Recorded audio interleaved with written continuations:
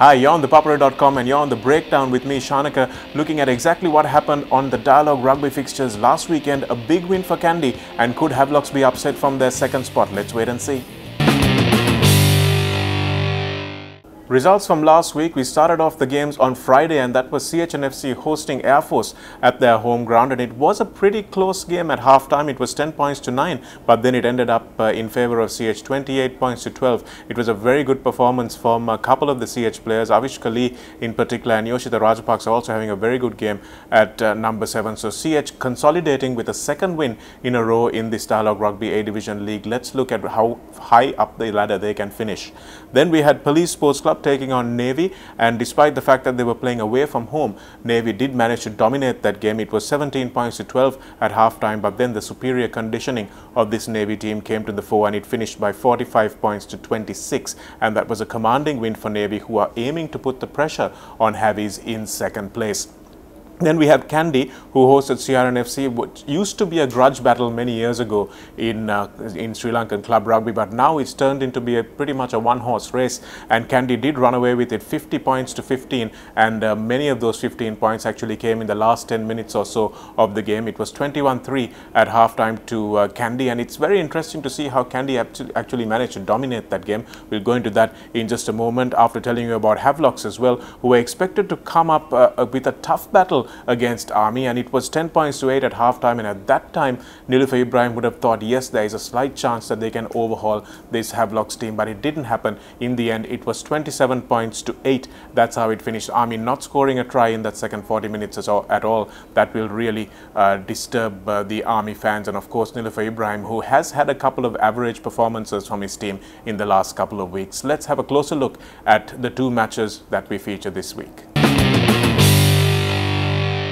Let's look first at Havelocks versus Army. That was expected to be the clash of the week. We expected Army to give a real fight to Havies and try and move further up the ladder. They want to get into those middle positions, maybe challenge for the 4th position if they can. And after beating CRNFC, everyone expected that Army will be one of those giant killing teams. But unfortunately, since the red carding of Mohammad Rizvi a couple of weeks ago, he's been banned for 3 games, and this was the 3rd of those games. And unfortunately, Ashan Bandara seems to be a shade of the player he was with Rizvi inside him. He was running some good angles, dummying, going through gaps, and unfortunately he's not able to do that same thing with the service he's getting at the moment. Army also missing a few players throughout injury, and that's been a big problem for them as well. But a very lackluster game, and Havelocks managed to come alive almost. Well, not alive, but they managed to wake up in that second half and managed to score a few points. 27 points to 8 was how that one finished, because they knew that they were under pressure for that second spot, especially with CH winning the day before. They knew they had to win that game,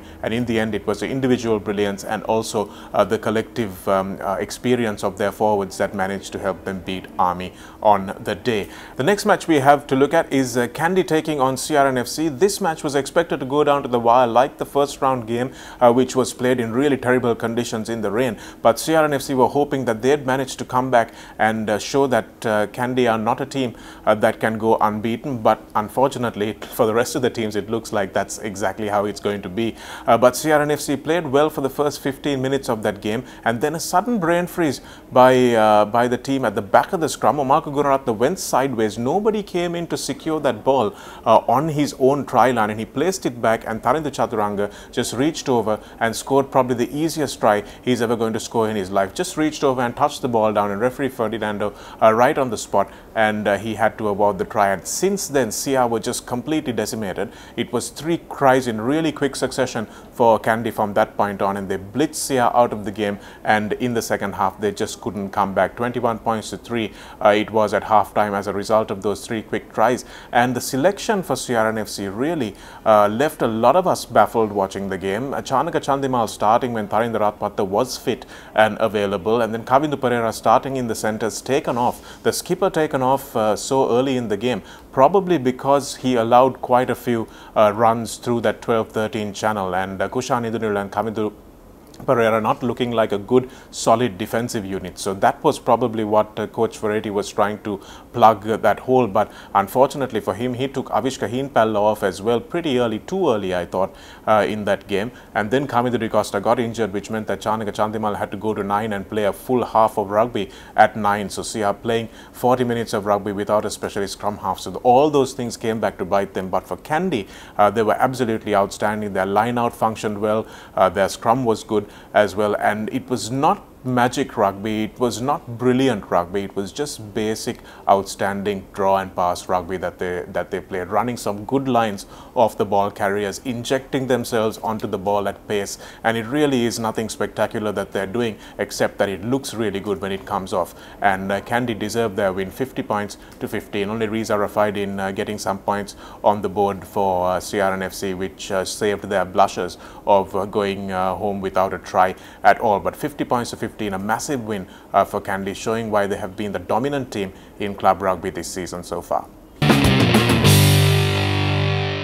Looking at our top performers, we have Thiruna Veerasinghe, who as a result of that big win for Navy against Police has gone into a massive lead, 122 points. His third season in a row that he scored over 100 points. And another one closing on that magic 100 point mark is a guy in his first season, Samuel Madhuwantha, on 99 points and in second place. And Thiruna Vijayasinghe with 88 points for Kandy Sports Club. Nigel Rathpatha doing a lot of the kicking there as well. So that's why Thiruna hasn't been able to go past Thiruna Veerasinghe in the try and conversion count, because he hasn't been playing, he hasn't got as much game time.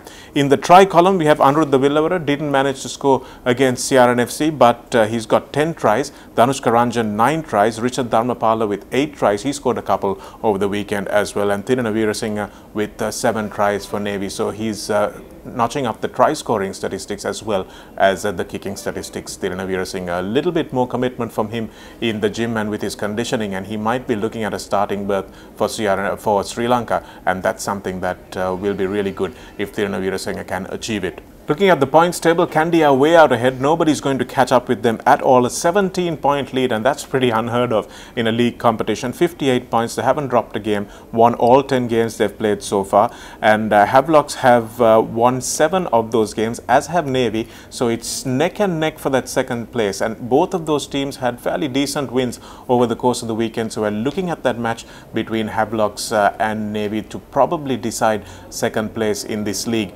Then we had CHNFC, who moved up courtesy of their back-to-back wins to a 4th place, and that's massive for them given the fact that they hadn't won a game in 3 years, and now they're suddenly finding themselves in 4th place on this table. CRNFC on 30 points, they couldn't add to their tally this weekend. Army coming up behind them, Air Force and Police SC bringing up the rear for them. Let's have a look at what the matches are this coming weekend.